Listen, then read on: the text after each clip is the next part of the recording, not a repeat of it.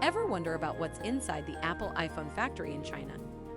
It emerged that Apple, the most valuable company in the world and supposedly an icon of squeaky clean progressive values, brushed aside allegations of child labor within its key Chinese supply chain.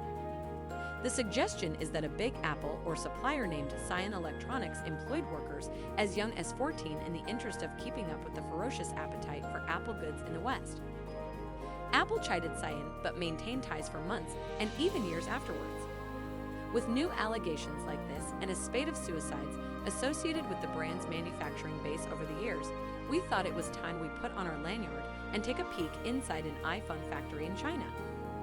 The first and most important thing to understand is that Apple factories in China aren't technically Apple factories at all. Instead, the California tech giant subcontract its manufacturing out to a firm called Han High Precision Industry Co. Ltds., which is much more popularly known as Foxconn Technology Group, or simply Foxconn. Foxconn was founded by colorful Taiwanese businessman Terry Gu, who has been playfully dubbed the Donald Trump of Taiwan and is reportedly worth somewhere north of $5 billion. Foxconn is the biggest employer in China, with 3 million members of staff on the books in 2018. It manufactures consumer electronics for a variety of companies, from Samsung to Dell to HP, but is most famous for manufacturing Apple products and most notably the iPhone. Fully half of all the world's iPhones, many hundreds of millions, are manufactured at a sprawling Foxconn facility on the outskirts of Zhengzhou. Zhengzhou is a city of around 9.5 million people in Honan Province, historically a poverty-stricken province of the People's Republic. Locals often refer to the Zhengzhou Foxconn plant as iPhone City, and that's a pretty fair description. At peak times, some 3,500 staff work there, most living in dormitories on site. During the build-up to a big new iPhone release, the plant can produce as many as 500,000 units a day. That's nearly 350 every minute. Around the factory, supporting businesses such as restaurants, massage parlors, and shoe shops have sprung up to support the mammoth workforce. Inside the Zhengzhou factory, which is dedicated to the final stage of iPhone assembly, some 400 discrete tasks are broken down and carried out by its army of workers. Most employees will perform one task repeatedly, over and over again, day after day. This could be as interesting as soldering or as dull as fitting a single screw into the back of the devices again and again and again. So how do they recruit back in 2017?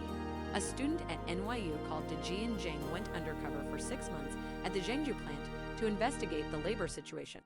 According to Zhen's report, all he had to do to get hired was join a queue of eager applicants outside the factory. Zhen was asked for his identification and retired to recite the English alphabet as it was in common use in the factory. Then he was in. Zhang worked on an assembly line with around 200 other recruits, monotonously assembling many hundreds of devices per shift.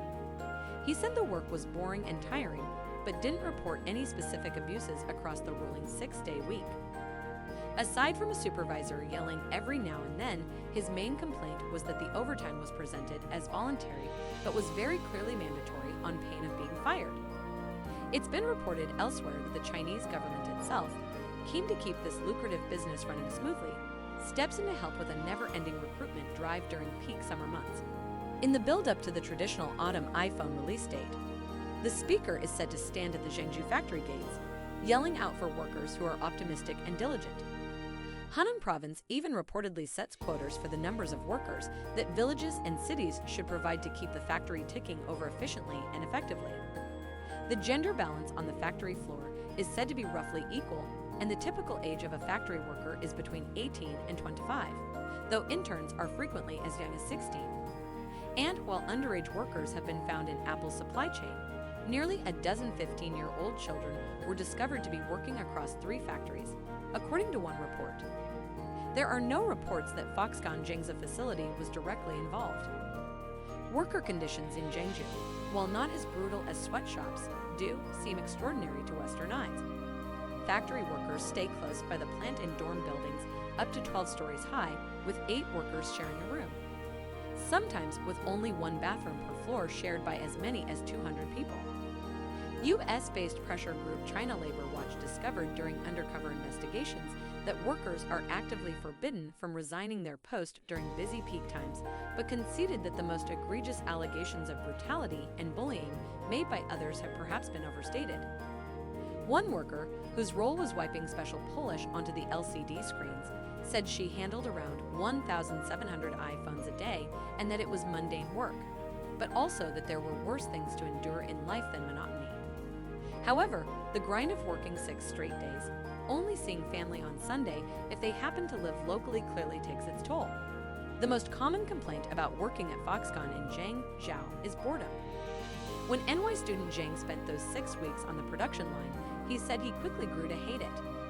Real workers, speaking anonymously, have claimed a high turnover of staff after a year.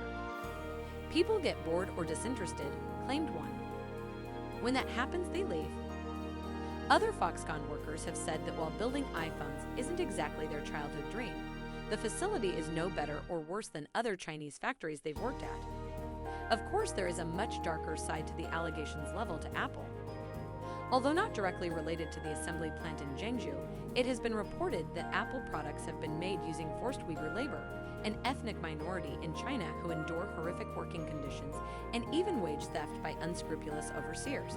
According to the New York Times, lawmakers in the United States have proposed legislation designed to curb American companies' ability to use forced Uyghur labor. Apple, it is said, set out to weaken the bill. Although Apple, for its part, says it did not lobby against the legislation, but instead had, as the company puts it, constructive discussions with the relevant congressional staff. And as for those MacBook makers at CN Electronics we mentioned at the start when the issue came to light, what do you think? Is Apple justified keeping supplies at arm's length in order to keep costs competitive for the end user? Tell us your ideas in the comments, and don't forget to subscribe for more thought-provoking technology app videos.